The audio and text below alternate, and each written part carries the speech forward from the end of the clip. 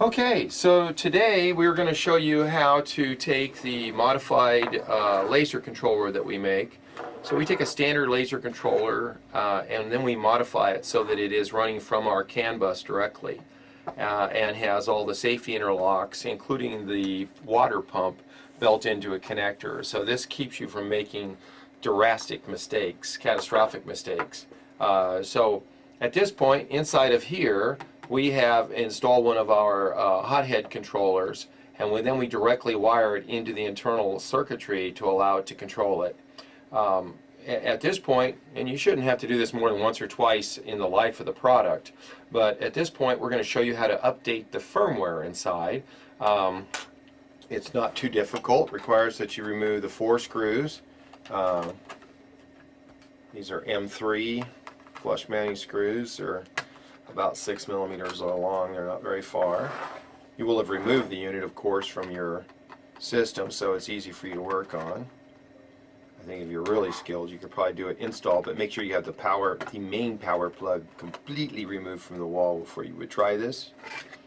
Okay, and as you can see here, the circuit board is right here, and our normal programming header is right down here, and we have one of the signals is being used for the pulse width modulation. So you remove that, you would take your ST link that we would normally program with and look for the little ribs that are on the connector, and then you can identify them also. So you're going to plug this in the correct way. You would plug it in, and then we would plug this into your PC that runs Repertrel in the programming software. You would now go ahead and update the firmware. When you're done, and for instructions on that you can look on the website, but it's very straightforward. Just upper left hand tab under File, you drop down, it'll say Program, Hothead, and then you select the file. We unplug this after completely the program. Do not forget to plug this back in.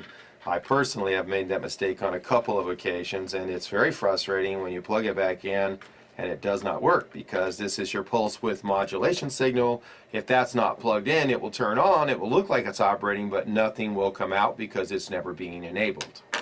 Alright, I will now go and carefully place this back. Now notice that we're keeping the wires away from the high voltage section. So when you lay this back in there, just make sure that your wires are still as originally routed. And now I got to put the 4 screws back in here. Of course, I would be great if I was seeing a little better than Helen Keller today.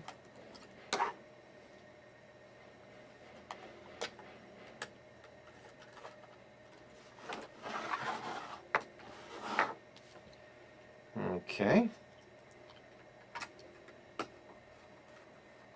Now, for those of you that got some of the early lasers, we shipped them with different addresses on them. We're trying to meet the needs of different customers, and some people need to run these in tandem with the heads, and found one address to be easier. However, we have adopted a different head address, and we'll show you now how that address is specified. It's not something you flip a switch on. It's actually got a resistor. If you can see this little wire underneath here, there is a resistor. And currently we're using a 22K ohm resistor, and that sets the address up. Make sure that your pins have not pulled out. This one, the pins have pulled out. So 22K will set the address up to 2646. I'll have to get it and verify that with you.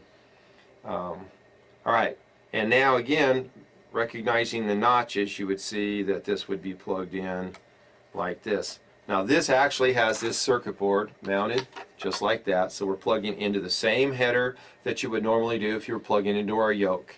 And then this plugs inside of your CPU on the motion controller board, and this will go right to your CAN bus 1 connector. Alright, so that will allow you to do that. If we request you to change your address, there's a whole table showing you what different addresses. Some people need to group together things. It's possible to program or to assign, say, 5 lasers if you want to run at the same time. We can do this through cloning, and we can also through this family grouping. and it works the same way as the print heads. Some people would like to use a print head with a laser, and in that case they would like them to be in the same family or to clone. So more on that in a different video on how to clone heads. We've already done that before. It's advanced work. Only the people that are highly skilled do we recommend they try running a print head and a laser at the same time. Anyway, there you go. When you reinstall it, make sure to carefully plug this back in and make sure that the connector and pin on the inside, you'll feel it just start to seat before you screw the mating connector down on this. And again, all work should be done with the system completely unplugged from the wall for safety. All right, have a great day. That's it.